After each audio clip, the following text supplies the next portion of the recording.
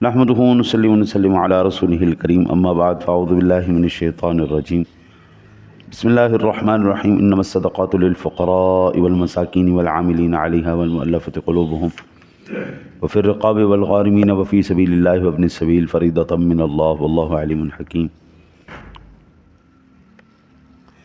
زکوٰۃ کے مصارف صرف فقراء اور مساکین ہیں، اور زکوٰۃ کی وصولیابی پر معمور لوگ جن کے دلوں کو اسلام کی طرف راغب کرنا مقصود ہو، جن غلاموں کو آزاد کرنا مقصود ہو، مقروض لوگ اور اللہ کی راہ میں اور مسافرین، یہ اللہ کی جانب سے ایک فریضہ ہے، اور اللہ بہت علم والا ہے اور بے حد حکمت والا ہے۔ زکوٰۃ کے 7 مصارف بیان ہو چکے ہیں، آج 8واں مصرف کہ زکوٰۃ میں مسافروں کا بھی حصہ ہے۔ میں ایک پہلے اسے عرض کر دوں کہ اس سے مراد وہ شخص ہے جس کے پاس سفر میں مال و اسباب نہ ہوں اور اس کی مدد کی ضرورت ہو، اس کو زکوٰۃ کی رقم دی جا سکتی ہے۔ ہمارے بڑے بزرگ جب سفر کرتے تھے تو یہ اس طرح کی انگوٹھی وہ ایک پہنا کرتے تھے۔ یہ انگوٹھی پہننے کا ایک سبب یہ بھی ہے کہ اگر خدا نخواستہ ایسے حالات پیدا ہو جائیں کہ پاس میں کچھ بھی نہ ہو، تو یہ چاندی کی انگوٹھی بیچ کر کے آپ رقم حاصل کریں اور جس منزل مقصود تک آپ پہنچنا چاہتے ہیں آپ وہاں پر پہنچ جائیں۔ اس کے پہننے کا ایک سبب یہ بھی تھا۔ اب یہ فیشن بن گیا ہے، اصل کیا صورتحال تھی وہ اب نہیں جانتے۔ علامہ سید محمود آلوسی حنفی بیان کرتے ہیں کہ مسافر سے مراد وہ مسافر ہے جس کے پاس مال نہ ہو، وہ زکوٰۃ قبول کرنے کی بجائے قرض مانگ لے تو یہ اس کے لیے بہتر ہے۔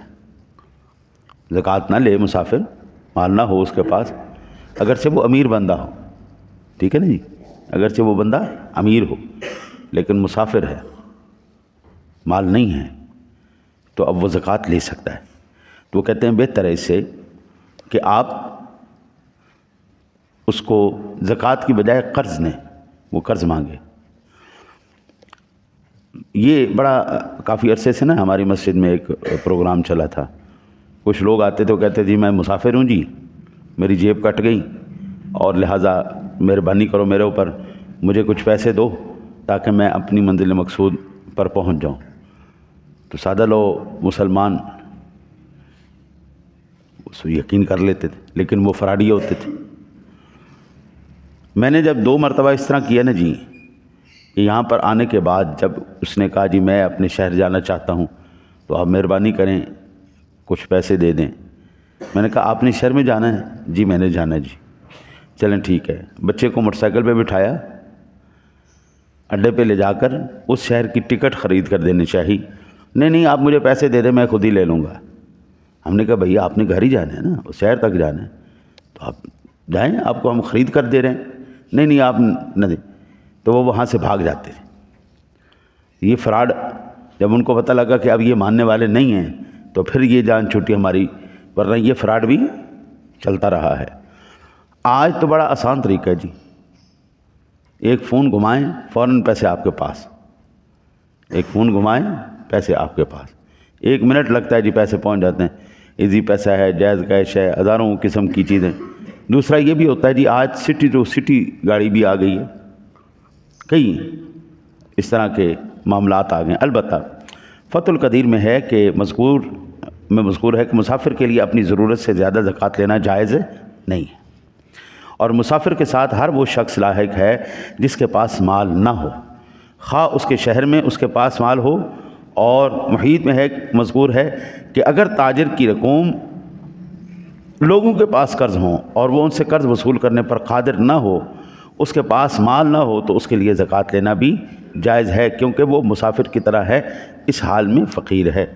ہمارے اس دور کے اندر اللہ معاف کرے، بس قرضہ آپ دے دو، پھر جو واپس لے وہ بڑا بادشاہ آدمی، بڑا بہادر آدمی۔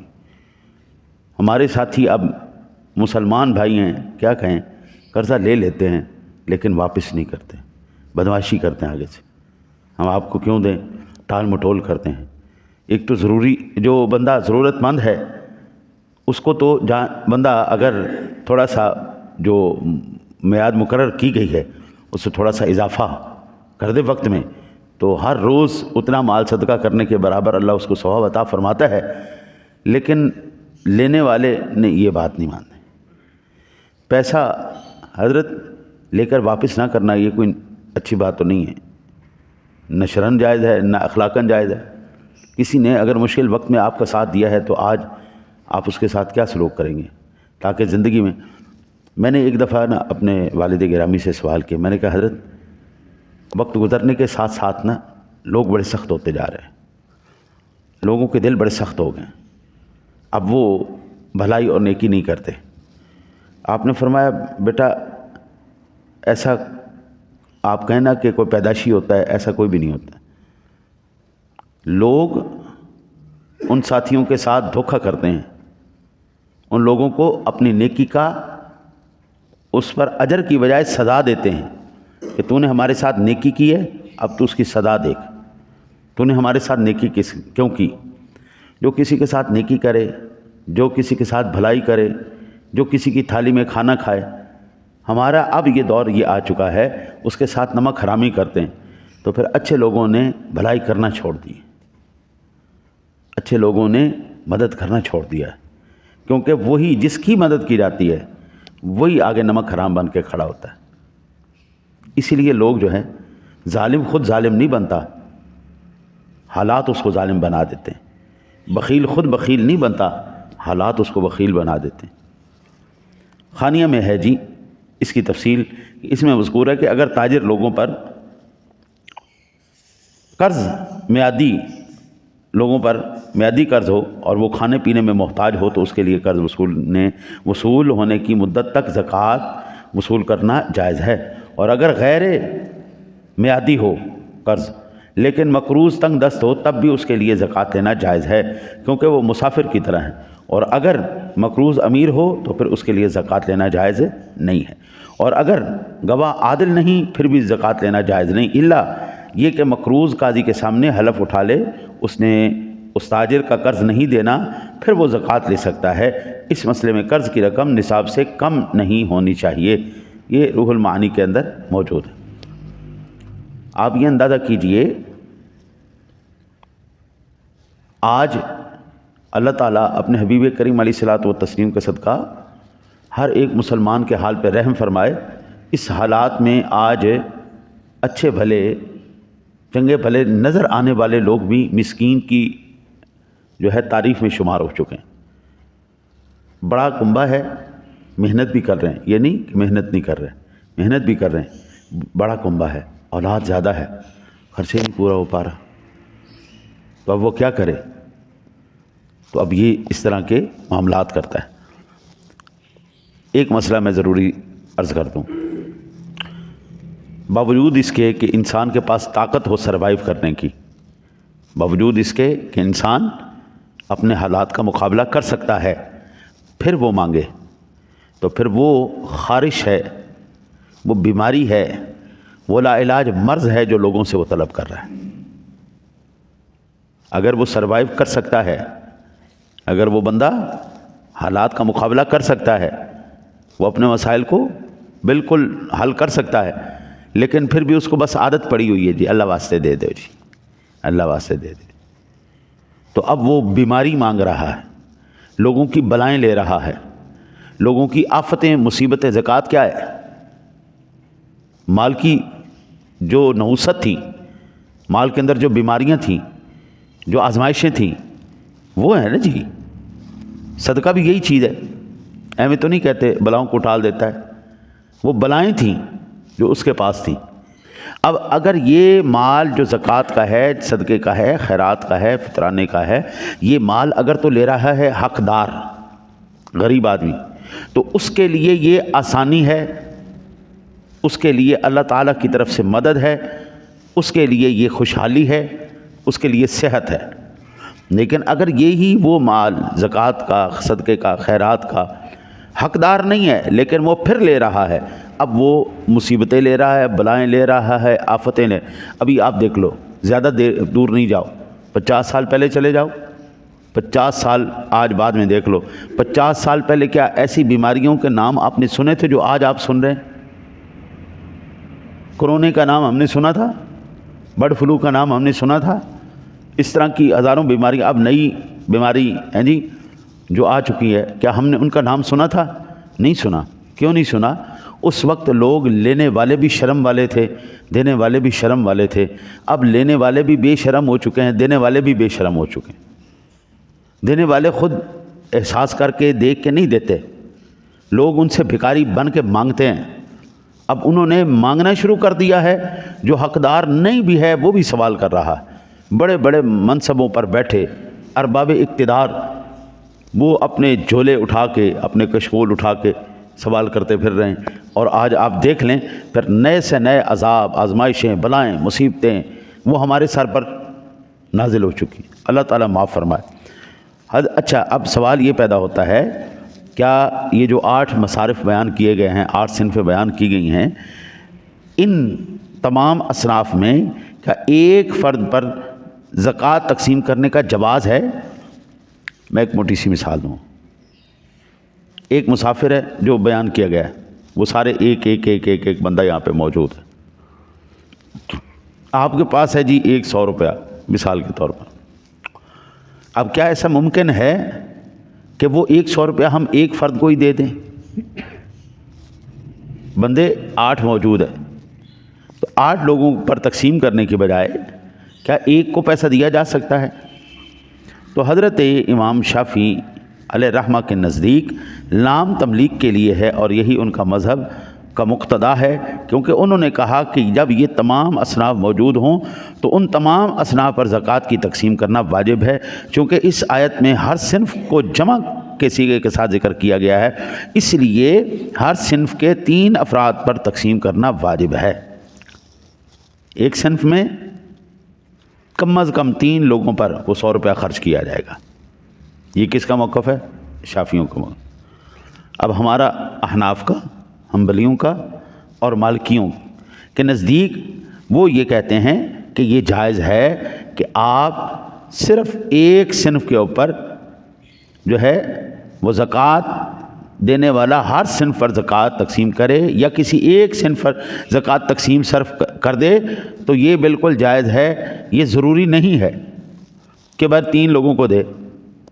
اچھا جی، ہم احناف کی دلیل کیا ہے یہ یاد رکھیں۔ ہم اہل سنت و جماعت احناف، ہمارے ہر مسئلے کے پیچھے یا اللہ کے قرآن کی آیت ہوتی ہے یا نبی اکرم صلی اللہ علیہ وسلم کا فرمان ہوتا ہے۔ آپ کا عمل مبارک، آپ کا فرمان، اس بات کو آپ نے ذہن نشین کر لینا ہے۔ باقی باتیں بھول بھی جائیں تو کوئی بات نہیں، لیکن یہ بات آپ کو آخری سانس تک یاد رہنی چاہیے۔ ہم احناف کبھی بھی سنی سنائی بات پر یقین نہیں کرتے۔ ہمارے ہر مسئلے میں علماء نے تحقیق کر کے قرآن پاک کی آیات سے، نبی پاک صلی اللہ علیہ وسلم کے فرامین سے مسائل کو اخذ کر کے ہمارے سامنے رکھا ہے۔ یہ بات بالکل اظہر من الشمس ہے، سورج کی طرح روشن۔